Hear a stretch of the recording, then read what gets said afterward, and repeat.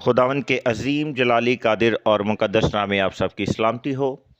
اے میرے عزیزو، آج ہم یسوع مسیح کی مصلوبیت سے پہلے چند اہم واقعات پر بات کریں گے، جس میں یسوع مسیح کی گرفتاری، سردار کاہن کے سامنے پیشی، ہیرودیس کے سامنے پیشی اور یسوع مسیح کو سزائے موت کا سنایا جانا، اور اس کے بعد یسوع مسیح اپنی صلیب اٹھاتے ہیں۔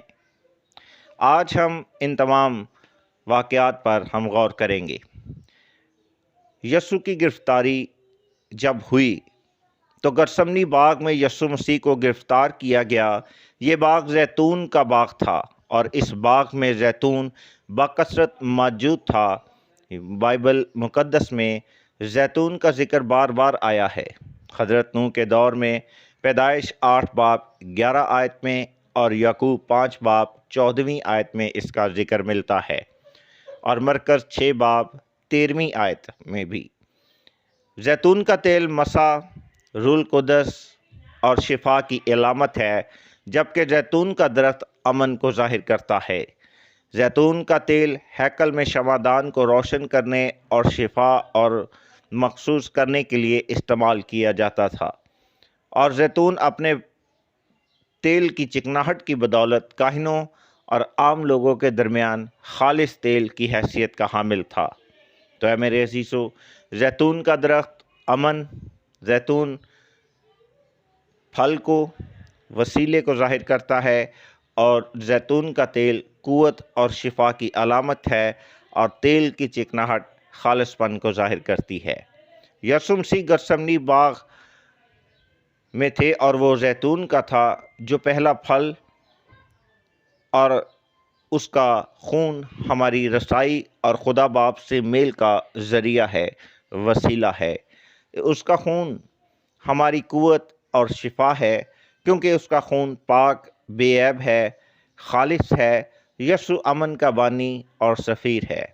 وائس 9 باب 8 آیت میں لکھا ہے کہ تیرا سر ہمیشہ چکنا رہے۔ سردار کاہن کے سامنے پیشی۔ یسوع کو سردار کاہن قیافہ کے سامنے پیش کیا گیا، جسے زیتون کے تیل سے مسح کیا جاتا تھا۔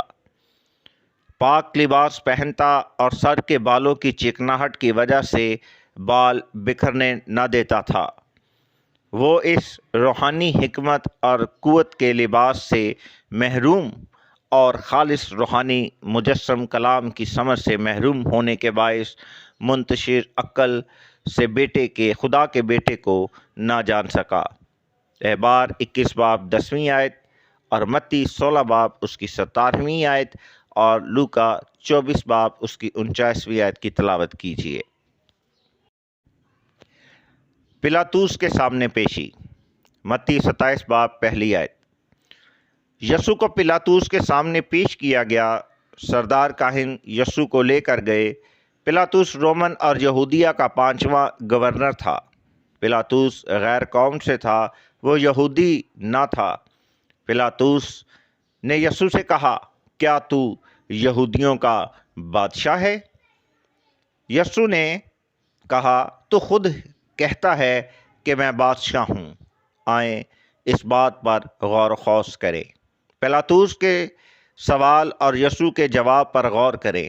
پلاطوس کی بات میں 2 حصے ہیں، جسے یسوع نے سمجھ کر پلاطوس کو جواب دیا۔ پہلا، کیا؟ دوسرا، تو یہودیوں کا بادشاہ ہے؟ پلاطوس یہودی اسرائیلی نہ تھا، اور وہ غیر قوم سے تھا۔ وہ تمام پیشن گوئیوں اور نوشتوں اور نبوتوں سے انجان تھا، یعنی سچائی سے بے خبر تھا۔ اس لیے یسوع نے اس کے سوال کے پہلے حصے کو سچائی سے بے خبر شخص کی حیثیت سے دیکھا کہ کیا؟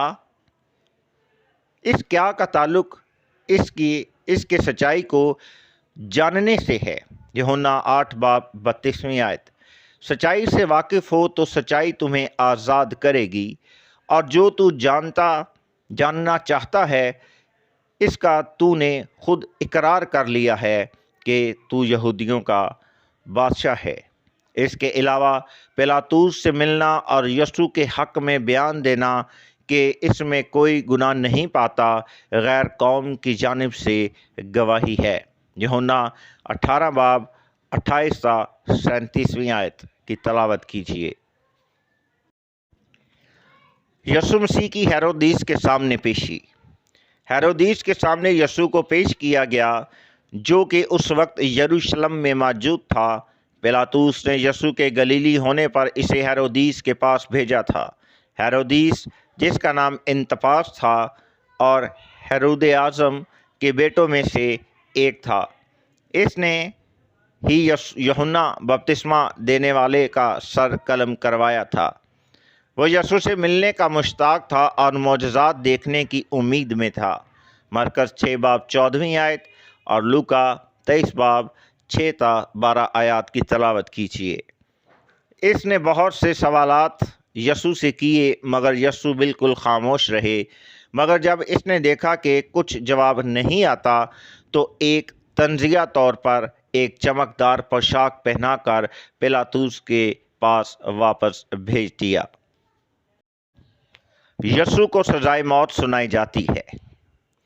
یسوع کو دوبارہ پیلاطس کے سامنے لایا گیا اور سردار کاہنوں کے اصرار پر مصلوب کرنے کی التجا کے باعث پیلاطس جو بے گناہ قرار دے چکا تھا یسوع کے ڈیتھ وارنٹ کو جاری کر دیا۔ حالانکہ پیلاطس کی بیوی نے اسے اس معاملہ سے الگ رہنے کی درخواست کی تھی مگر اپنی زبان سے یسوع کے راست باز ہونے کا اقرار بھی کیا تھا کیونکہ خواب میں اس نے دکھ اٹھایا تھا۔ عید فصح کا دن تھا۔ سردار کاہنوں نے لوگوں کو ابھارا اور یسوع کی جگہ بارابا کو رہا کروایا۔ یہ وہی بارابا ہے جو بعد میں رومیوں کے لیے وبال جان بنا اور مسیحیوں کی بڑھتی تعداد نے رومی سلطنت کی نیو کو ہلا دیا۔ پیلاطس کی وفات کے بعد اس کی بیوی اور لوکا طبیب اور یولیس یسوع پر ایمان لائے۔ یسوع کو سپاہیوں کے حاکم نے جو قرمزی چوغا یسوع کو پہنایا تھا وہ یولیس کا ہی تھا۔ متی 27 باب اور اس کی 28ویں آیت۔ یسوع مسیح صلیب اٹھاتے ہیں۔ یسوع مسیح اپنی صلیب اٹھاتے ہیں۔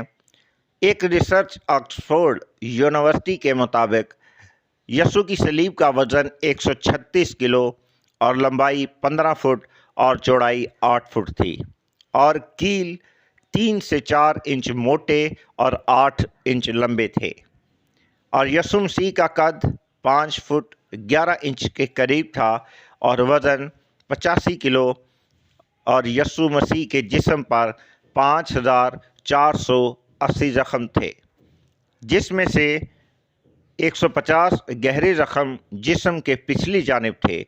یسوع کو 350 رومی سپاہیوں اور 50 گھڑ سوار سپاہی یروشلم کی گلیوں سے لے کر گلگتا کلوری کے پہاڑ تک لے گئے۔ یسوع مسیح کے بائیں جانب کے ڈاکو کا نام گیسٹس اور دائیں جانب کے ڈاکو کا نام دسماس تھا۔